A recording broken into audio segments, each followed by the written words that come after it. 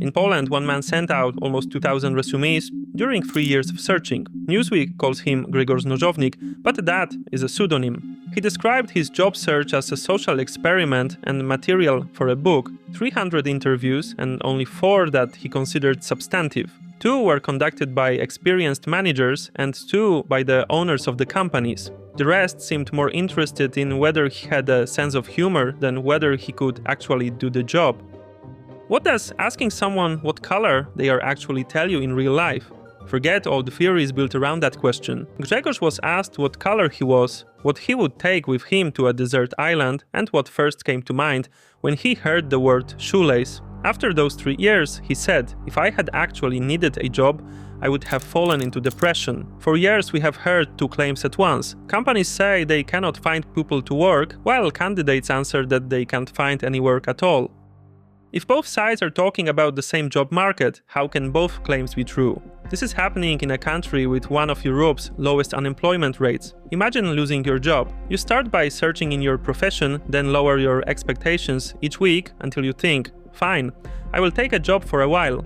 You open a job listing with pay close to the minimum wage, and there it is. Full availability, previous experience, a driver's license, English, and the ability to work under time pressure. The company wants somebody who needs no training, works quickly, is ready from the very first day, and preferably has no private life at all. That does not sound like a simple entry-level job, but human resources is already ready to recruit. Every requirement can be justified on its own. The absurdity begins when a company puts the entire list into one vacancy while keeping the pay at the basic level. Minimum wage work used to mean entering a company, starting with something easier and learning the rest on the job. Today, that emergency option within anyone's reach can become a bar you must clear. When hundreds of applications arrive for one opening, somebody has to decide very carefully whom to interview. And increasingly that somebody is an automated system. Grzegorz described a recruitment industry trade fair, where exhibitors sold software for tracking and managing all the applicants. One system promised complete control over the applicant's entire life cycle.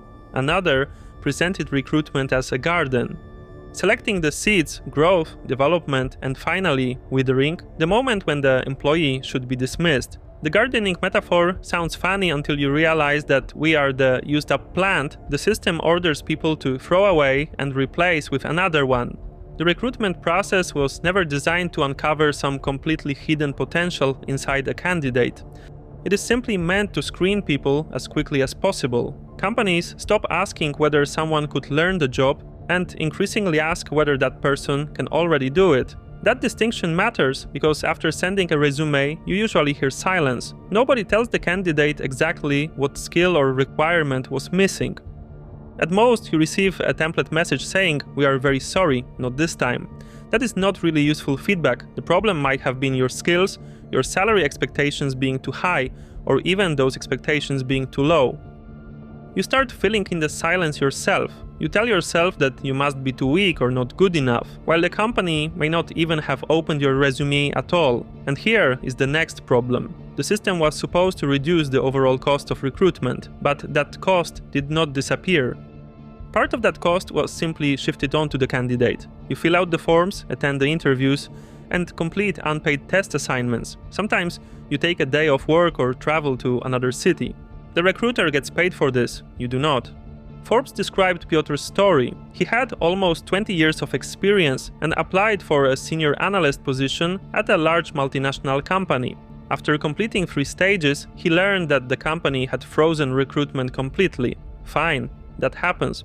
But why should anyone sacrifice their time without even knowing what the potential salary will be? Thank you for watching and supporting Cold Lemon. If you would like to help the channel grow, subscribe. Now, if companies are short of workers, why do they keep raising their requirements? To understand that better, we need to sit on the other side of the table. In 2026, Poland's minimum wage is about $1,300 gross per month. With a standard employment contract and typical deductions, the employee actually takes home roughly $980. How much does the company pay in total? About $1,575. The employee looks at the bank account and says, "I received far too little." The employer looks at the full cost and says, "I spent far too much." Both statements can be true at the same time. The easiest answer would be that business owners are simply stingy. And sometimes that is the answer. Everyone knows a company that wants an experienced senior professional for an intern's salary, preferably with their own equipment and gratitude included for merely being allowed to work. But if we stop at greed alone, we still cannot explain the entire job market. One study conducted 30 detailed interviews with people connected to metalworking and machinery production, managers, employees, and people responsible for training. It was not representative of the whole of Poland at all, but it does actually show how some employers calculate that kind of cost. They name 3 things: the course itself, paid time when the employee is not producing, and the risk that after gaining qualifications, the person will leave for a competitor. And that is only the beginning, because the new hire still has to be brought up to speed. An experienced employee has to look after the beginner and therefore works more slowly. The beginner also makes mistakes, which is normal, but those mistakes affect customers and delivery dates. A small business may have no training department of its own, no reserve staff, and no 6 months to wait for full productivity. If a team has only 5 people and 1 beginner joins, the effect is immediately visible in the results. The candidate, meanwhile, cannot guarantee staying for years because they don't know the actual conditions until they enter the company and start working there.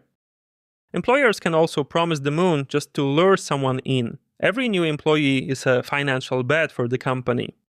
The company bets that this person will eventually create more value than the cost of salary, payroll contributions, and onboarding. The safest bet is someone who already made all the beginner's mistakes at somebody else's expense in a previous job. But it turns out that a candidate can also have too much experience. Such a candidate may ask for a raise sooner or leave when a better offer appears. So you must really fit exactly the qualifications the company needs without looking like someone who will keep searching for something better. Poland's National Statistics Office asked businesses with at least 10 employees how they fill skill gaps in their companies. The latest available results cover 2020, but the order of the answers is very revealing. The most common answer, chosen by 79.6%, was "We recruit people who already have the qualifications we need." Notice that these figures do not show candidates being unwilling to work or lazy. Suppose, for example, that a company introduces a new system and needs somebody to manage it. The first logical move is to find a person who already knows that system. Only when no such person is available does the riskiest and most expensive option appear. Hire a person and pay somebody else to train them from scratch. Seen from the employer's side, every step is logical, and that explains why even supposedly basic work is becoming more difficult to find now. We do not know how many Polish companies train inexperienced adults from scratch. Poland's Statistics Office reports 6.3%, but that figure covers formal training of young people aged 16 to 18. This may be the most uncomfortable part of the entire problem because there is no single villain we can point at. Every company limits its own risk because it feels the competition breathing down its neck. Only when all of them act together do they create today's labor market. What if one company wanted to break away from that pattern? It would probably disappear because most of us as customers choose whoever is cheaper and faster. The lack of room to learn could still be fixed if beginners continued to receive genuinely simple tasks, enough support, and enough time. The problem is that the easiest tasks are the first to be shortened or automated. When we hear the word automation, we usually picture a large robot rolling into a factory after a major investment in equipment and implementation. In an office, automation looks completely different. Sometimes all it takes is a monthly subscription. Software builds Excel reports, summarizes and translates documents, and analyzes offers. That does not mean the software replaces an expert's entire job. It is enough that it cuts simple tasks from a few hours down to 5 minutes. Suddenly, one experienced person can handle work that previously required an additional position. The company does not even need to fire a single person. It simply does not hire the next employee, so we never see this in any official layoff statistics. Productivity can rise while the number of workers stays the same. Only the outsider trying to enter the company notices. In the past, that person could start by sorting documents or preparing presentations. Today, software performs some of those tasks. The strongest evidence comes from the United States and shows no wave of mass layoffs in occupations most exposed to artificial intelligence. Companies are not hiring new people into those occupations. The researchers warn against blaming the whole pattern on artificial intelligence. These jobs are often performed remotely, and it is harder to train and integrate a beginner from a distance. So part of the decline in hiring may come from remote work, rather than from artificial intelligence alone. Perhaps companies will eventually create new jobs that today we cannot even name or imagine. The history of technology has produced such turns before. For now, another mechanism is plainly visible. For an expert, automation is a relief because it removes the dullest and most repetitive duties. For a beginner, it removes the first rung of the ladder that today's expert once used to enter the company. And beginner does not mean only a recent graduate. You can be 50, have 2 decades of experience, and still be a junior in a new industry you're trying to enter. The market rewards the experience it happens to need. If that is true, unemployment should be rising. Yet Poland has one of the lowest rates anywhere in Europe. In June 2026, Poland's unemployment rate stood at 3.1% according to Eurostat. That sounds like a market where practically every person willing to work should be able to find a job.